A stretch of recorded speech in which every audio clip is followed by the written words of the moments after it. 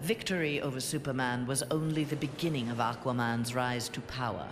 Uniting the world's oceans under the banner of Atlantis, Aquaman had a controlling interest in the planet's ecology and economy. His influence did not escape the attention of the world's multinational corporations, who looked to end his reign. Villains lured by the promise of big money to assassinate the King of Atlantis pursued him relentlessly. But Aquaman's popularity served him well. The world's citizens rose up in anger against those who would quell Aquaman's influence.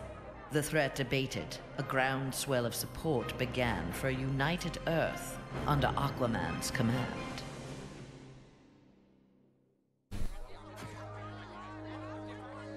Following the battle to liberate Earth, Batman learned that Luthor had bequeathed his massive fortune to Bruce Wayne. He now had the means to rebuild Gotham and Metropolis. The city's residents, inspired by their hero's efforts, adopted the slogan, "We are Batman." They contributed countless hours to their community's renovation and crime prevention. The Batman of old would have stubbornly assumed these tasks alone. The post-One Earth Batman, having been rewarded for his trust in others, enjoyed his city's renewal and his role as its benefactor.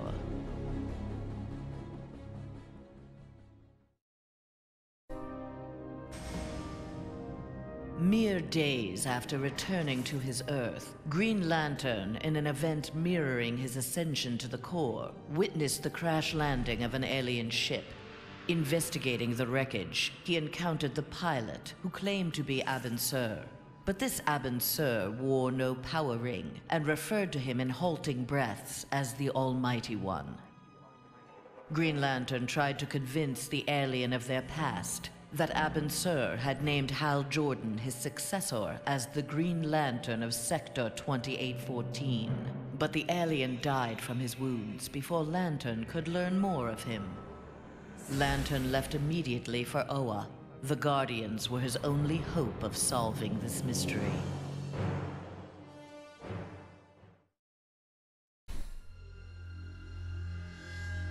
After the fall of Superman, Green Arrow visited the Star City of this parallel Earth. His counterpart was one of the first heroes to fall in the battle against Superman, one of the first to object to the Man of Steel's new tactics and reasoning. A memorial erected in Star City's Orchid Bay served as a reminder of the need to fight oppression regardless of the odds. There, Green Arrow found that one citizen wasn't content to memorialize Oliver Queen in stone. With Green Arrow's training, a new archer, dressed in crimson, took up the fallen hero's mantle. Let Star City's criminals beware. The night belongs to Red Arrow.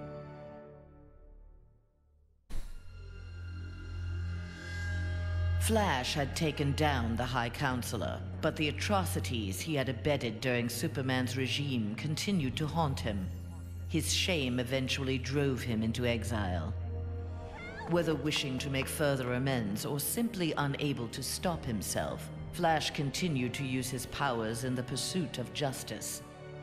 Rumors of a mysterious red streak of energy that would set upon and incapacitate criminals circulated throughout Central City. While only some deduced his true name, most felt gratitude and affection for the new hero they called the Ghost.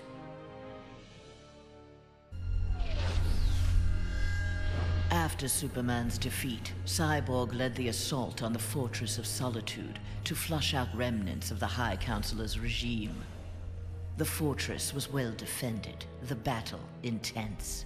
Cyborg was forced to use unfamiliar Kryptonian tools to make repairs to his damaged cybernetics.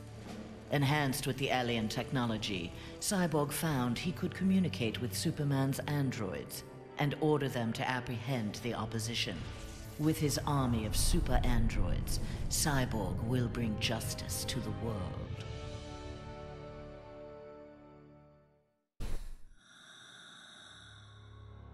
Free of his brainwashing, Hawkgirl exacted revenge on the High Counselor for murdering her husband, Hawkman.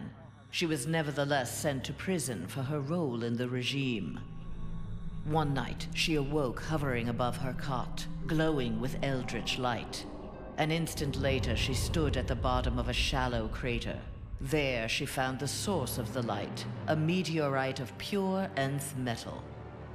As she touched it, the meteorite sprung to life, encasing her in nth metal. The new armor made Hawkgirl invincible. Her first act? Vengeance against those who had helped Superman capture Hawkman.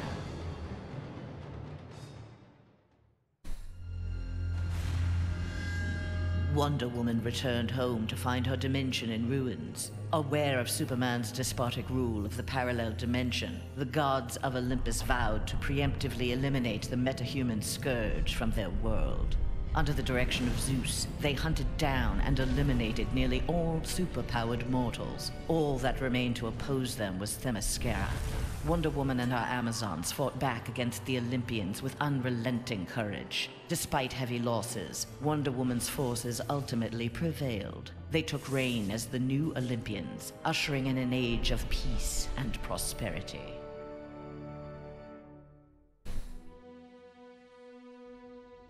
Though pleased with the outcome, Superman's battle with his duplicate left him troubled. If one Superman could go so far astray, why not another?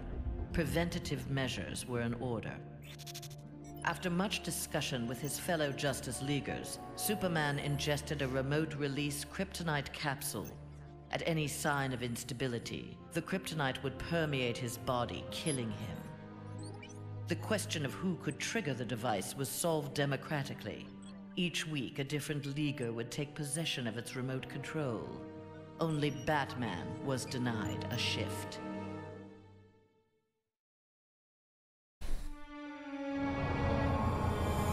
Following the events in the parallel dimension, Shazam's fellow heroes returned home. But an alien virus contracted during the transfer created in them acute mental instability. They turned on their fellow crime fighters in a deranged fury. Alone and desperate, Shazam shared the power of the Word with his adopted brothers and sisters.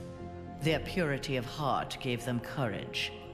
The army of Shazam incapacitated the former heroes. Eventually, they took the place of the Justice League as primary defenders of Earth.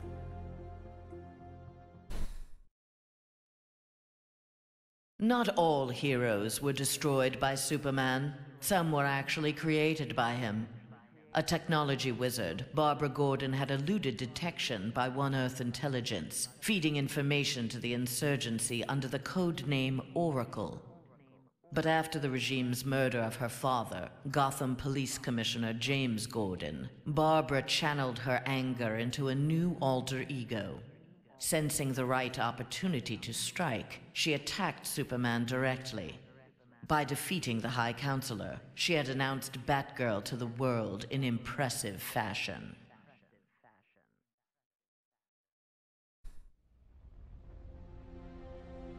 The defeat of Superman was a relief to Zatanna. During the regime, she and Dr. Fate had taken advantage of Superman's vulnerability to magic and turned the Tower of Fate into a sanctuary for Superman's enemies. She had saved many lives, but years of subterfuge weighed heavily upon her. After the regime's downfall, Zatanna was instrumental in restraining metahumans during their trials. But when a jury recommended the death penalty for the more immutable defendants, Zatanna intervened. She took the prisoners to the Tower of Fate. There they would remain, incarcerated, but alive.